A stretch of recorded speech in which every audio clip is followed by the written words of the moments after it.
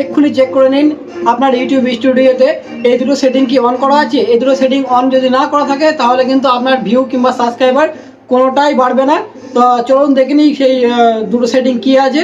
এর জন্য অবশ্যই ভিডিওটা স্কিপ করবেন না, আর ভিডিওটা চালু করার আগে অবশ্যই আমাকে যদি সাবস্ক্রাইব না করে থাকেন তাহলে অবশ্যই সাবস্ক্রাইব করে নেবেন, আর যদি ফেসবুক থেকে দেখে থাকেন তাহলে অবশ্যই কিন্তু ফলো বাটনটা প্রেস করে ফলো করে নেবেন যাতে এমন ধরনের ভিডিও মিস না হয়ে যায়। তো চলুন শুরু করি। এর জন্য আমরা চলে যাব সরাসরি ইউটিউব স্টুডিওর মধ্যে। তো আমরা চলে আসলাম ইউটিউব স্টুডিওর মধ্যে। এরপরে আমাদেরকে ক্লিক করে দিতে হবে লোগো আইকনে ক্লিক করার পরে আমাদেরকে ক্লিক করতে হবে সেটিংয়ে ক্লিক করে দিতে হবে। সেটিংয়ে ক্লিক করার পরে অডিয়েন্সটা দেখে নেবেন নট ফর কিডস সিলেক্ট করা আছে কিনা, আর কান্ট্রিটা দেখে নেবেন আপনি যে কান্ট্রি থেকে ভিডিও করছেন সেই কান্ট্রিটা সিলেক্ট করা আছে কিনা। তারপর ব্যাক হয়ে যাবেন, এখানে আর কিছু করতে হবে না।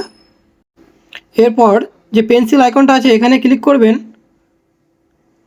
এখানে ক্লিক করার পরে ঠিক আপনার সামনে এমন ইন্টারফেস আসবে। তো এখান থেকে হোম ট্যাব যেটা আছে না ওখানে আপনাকে ক্লিক করতে হবে।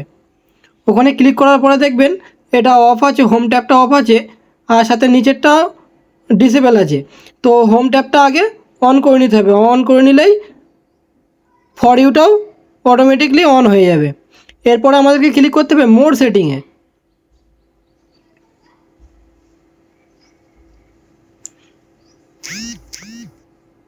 মোর সেটিংয়ে ক্লিক করার পরে ঠিক আপনার সামনে এমন ইন্টারফেস আসবে। তো এখান থেকে দেখে নেবেন ভিডিও, শর্ট, লাইভ স্ট্রিম এগুলো অন আছে কিনা, আর অল কন্টেন্ট রিকমেন্ডেড এটা সিলেক্ট করা আছে কিনা। এগুলো কিন্তু আপনাকে সিলেক্ট করে নিতে হবে। সিলেক্ট করার পরে আপনারা সেভ করে দেবেন।